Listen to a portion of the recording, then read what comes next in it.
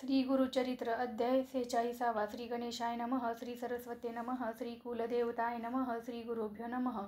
शिष्य नामधारक सिद्धमुनींना म्हणाला, मागील कथेमध्ये आपण नंदी नामा कवीसारखा अन्य एक कवी आल्याविषयीचे वृत्तकथन केले. आता तो शिष्य कसा झाला त्याविषयी कृपया विस्तारपूर्वक सांगावे ही विनंती आहे. सिद्ध म्हणाले, नामधारका, गुरुचरित्र हे अतिशय रसाळ, अद्भुत आणि अलौकिक आहे. आता तुला जी कथा सांगतो ती नीट ऐक.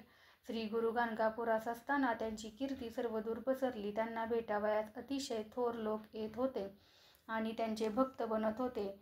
नंदी नामा कवीने श्री गुरूंविषयी अमृतासमान मधुर काव्य केले. त्यापासून अनेकांनी बोध घेतला. त्या ज्ञानाचा प्रकाश चोहीकडे पसरला. एकदा एका भक्ताच्या घरी मंगलकार्य होते म्हणून तो श्रीगुरूंना आपल्या गावी घेऊन गेला. हिप्परगी नामक गावाला त्याने श्रीगुरूंना नेले आणि त्यांची सर्व उपचारांनी पूजा केली. मोठ्या प्रमाणात कार्यसोहळा संपन्न झाला. त्या गावात कल्लेश्वर शिवलिंग स्थापन असलेले एक जागृत शिवालय होते. तेथे एक ब्राह्मण शिवसेवा करीत असे. नरहरी नावाचा तो ब्राह्मण शिवलिंगाची आत्मीयतेने सेवा करीत असे. तो अनन्य भावे शंकरांची सेवा करीत असे. सर्व लोक त्याला म्हणत, तू मोठा कवी आहेस, तुझी कीर्ती अपार आहे. श्रीगुरूंनाही काव्य आवडते, तेव्हा तू श्रीगुरूंविषयी काही काव्य कर. तेव्हा त्यांना तो म्हणाला, माझी जीभ मी कल्लेश्वराला अर्पण केली आहे. दुसरे अनेक देव आणि माणसे आहेत, मात्र मी त्यांची स्तुती करणार नाही. असे बोलून तो देवपूजेसाठी गेला असता त्याला पूजा करता करता अवचितपणे झोप आली. तो रोज शिवपूजा करून काव्य रचून शिवस्तुती करी, पण त्या दिवशी त्याला अपार झोप आली. तो देवळातच निजला. तेवढ्यात त्याला शिवलिंगावर श्रीगुरू बसलेले असून आपण त्यांची पूजा करीत आहोत असे स्वप्न पडले. त्याला शिवलिंग दिसत नव्हते, तर तेथे श्रीगुरूच दिसत होते आणि विचारित होते, अरे, तुझी माणसावर भक्ती नाही तर मग तू आमची पूजा का करतोस?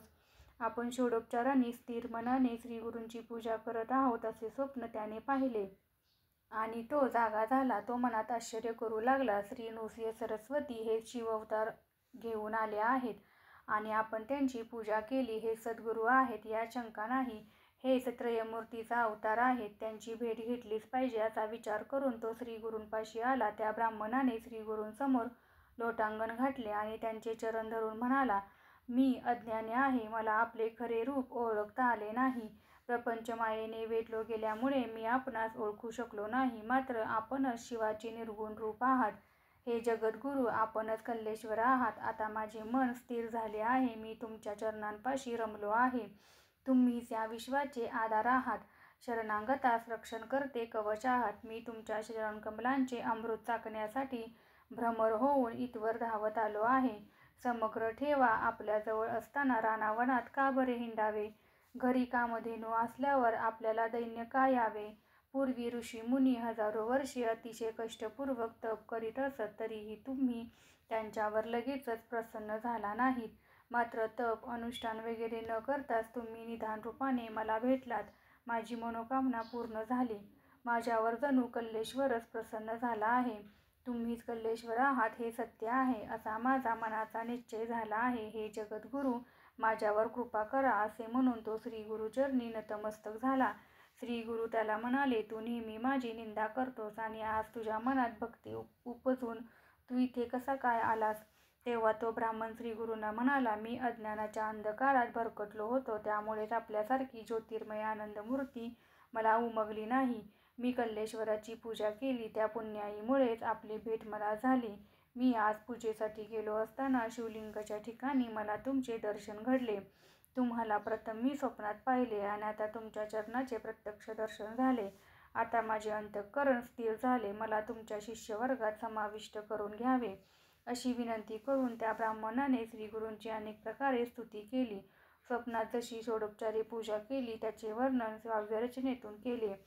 त्या मानसपूजेचे वर्णन ऐकून श्रीगुरू तत्क्षणी म्हणाले, लोकांना आम्ही स्वप्नवत वाटतो. मी इथे प्रत्यक्ष असताना याने माझे स्वप्नातील रूप आणि पूजोपचार आठवून त्यावर काव्य रचून म्हटले आहे पहा. असे उपस्थितांना सांगून त्यांनी त्या कवीचा सन्मान करून त्याला वस्त्रे दिली. तेव्हा तो चरणवंदन करीत म्हणाला, मी तुमचा शिष्य होऊ इच्छितो. श्रीगुरू त्याला म्हणाले, माझ्या दृष्टीनेही कल्लेश्वर श्रेष्ठ आहे. तू त्यांचीच नित्य पूजा कर. मी तेथे नित्यवास करीन. तेव्हा तो ब्राह्मण म्हणाला, तुमचे प्रत्यक्ष दिसणारे चरण सोडून मी कल्लेश्वराची पूजा कशाला करू, तिथेही मी तुम्हालाच पाहिले आहे. तुम्हीच माझे कल्लेश्वर आणि तुम्हीच त्रयमूर्तीचे साक्षात अवतार आहात. तुमचे चरण सोडावयाचे नाहीत असा माझा निर्धार आहे. स्वामींची प्रार्थना करून तो पुढे गाणगापुरात येऊन राहिला. त्याने पुष्कळ कवित्व केले आणि तो श्रीगुरूंची सेवा करीतच तेथेच राहिला. सिद्ध नामधारकाला म्हणाले. अशा रीतीने 2 कवी श्रेष्ठ श्रीगुरूंजवळ राहावयास आले आणि त्यांनी उत्तम गुरुभक्ती केली. सरस्वती गंगाधर म्हणतो, ज्याच्यावर श्रीगुरू प्रसन्न होतात त्याच्या घरी कल्पतरू असतो आणि इच्छिलेले फळ त्याला मिळते. कवीश्वराची ही कथा सिद्धांनी नामधारकाला सांगितली. आता पुढील कथेचा विस्तारही लक्षपूर्वक ऐक. सिद्धमुनींच्या संवादातून निर्माण झालेले श्रीगुरुचरित्रामृत ज्ञानीजनास सुखकारक आहे.